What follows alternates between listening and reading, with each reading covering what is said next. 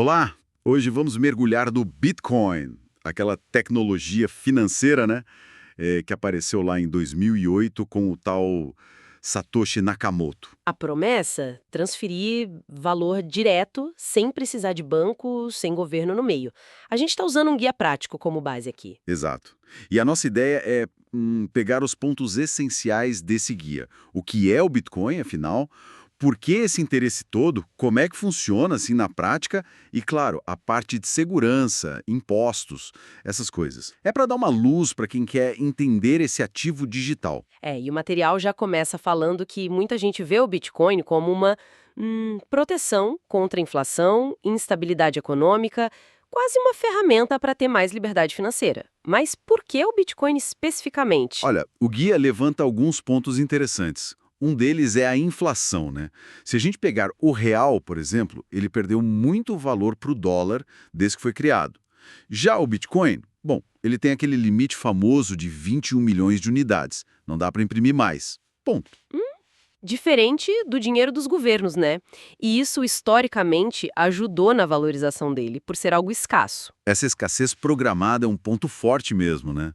E sobre a instabilidade que você mencionou. Pois é, a fonte fala da percepção de fragilidade da economia. Cita o caso do Brasil, carga tributária alta, gastos públicos, aquela coisa toda. Aí o Bitcoin entra como uma alternativa, tipo, fora do controle direto do governo.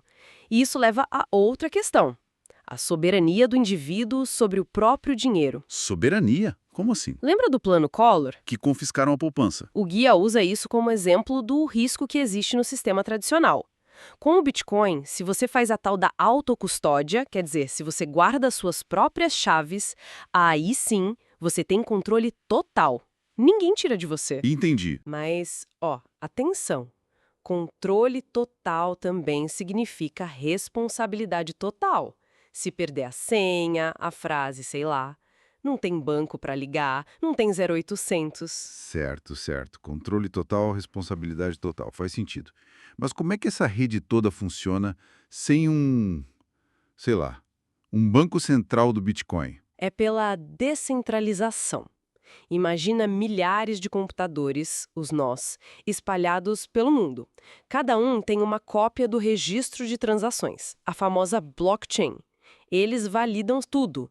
Não tem um servidor central para atacar ou desligar. É muito resistente à censura por causa disso. A blockchain, aquele livro Razão Público, né? Isso, público e, crucialmente, imutável. Depois que uma transação entra lá, não dá para mudar. E sobre a autocustódia na prática? Isso, como funciona essa parte? O essencial é você guardar bem as suas chaves privadas. Normalmente, elas são representadas por uma frase semente, sabe? Aquelas 12 ou 24 palavras aleatórias. Essa frase é literalmente a dona dos seus bitcoins. Pensa nela como a única combinação do cofre. Nossa, Perdeu a frase? Já era. Perdeu acesso aos bitcoins para sempre. fascinante e um pouco assustador, né? Então, como comprar e guardar isso com segurança? Bom, o guia sugere usar corretoras especializadas, as exchanges, tipo Binance, Mercado Bitcoin aqui no Brasil.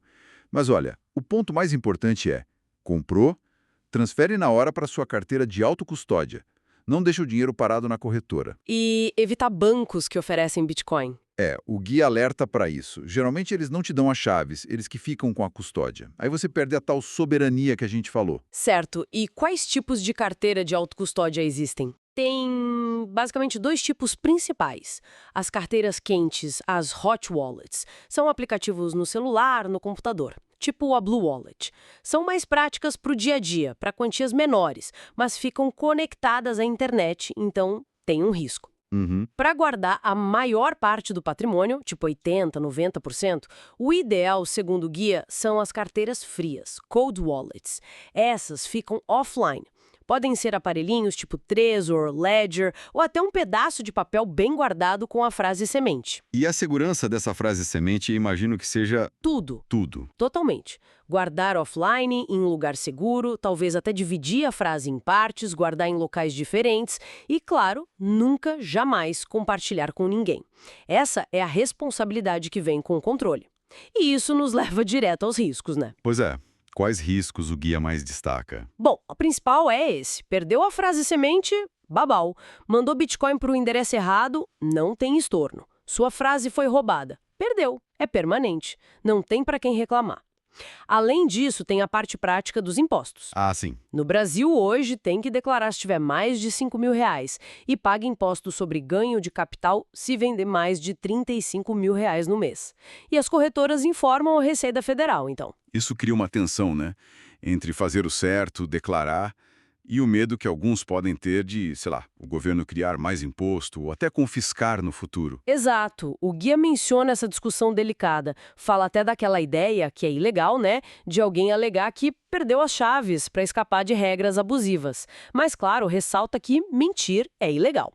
A recomendação geral é também ter sigilo social, não sair contando para todo mundo que tem Bitcoin para não virar alvo. Faz sentido. Falando em uso prático, e para pagar um café, coisas do dia a dia, a rede principal do Bitcoin não é meio lenta e cara para isso? Para isso ela não é ideal mesmo. Mas aí entra a Lightning Network. É tipo uma segunda camada por cima do Bitcoin, feita para pagamentos rápidos e bem baratos. O guia cita o exemplo de Rolante, lá no Rio Grande do Sul, que usa bastante em comércios locais. Usam carteiras específicas para isso, como a Blink Wallet para valores pequenos. Interessante essa solução da Lightning. E tudo isso, a escassez, a descentralização, leva a gente a pensar no Bitcoin como reserva de valor. O guia compara com o ouro, né? Sim, compara bastante. Os dois são vistos como escassos e duráveis. Mas o guia aponta vantagens para o Bitcoin. A escassez dele é matematicamente perfeita, 21 milhões e acabou. É muito mais fácil de dividir os satoshis, a portabilidade é imbatível, né? Você pode levar bilhões na cabeça só memorizando a frase. Verdade. E a autenticidade é garantida pela blockchain. Ouro físico é mais complicado para verificar e para mandar para o outro lado do mundo na hora. E a gente vê mesmo empresas grandes como Tesla, MicroStrategy e até países como El Salvador comprando e guardando Bitcoin. Pois é, essa adoção tanto de empresas quanto de gente comum, como lá em Rolante, reforça essa tese dele como uma reserva de valor digital. Então, para a gente fechar, o Bitcoin aparece como essa tecnologia que oferece um potencial grande para ter mais controle sobre o próprio dinheiro, para proteger o patrimônio, mas exige, assim, muita responsabilidade pessoal, muito estudo, principalmente essa parte da autocustódia e de cuidar bem da frase semente. Perfeito. É isso. E o material deixa uma provocação no ar, né? Se a gente pensar nessa natureza dele, descentralizado, escasso, com a adoção crescendo, que outras transformações financeiras maiores o Bitcoin pode acabar trazendo? E como entender isso agora pode ser importante para a gente se preparar para o futuro. Fica a reflexão.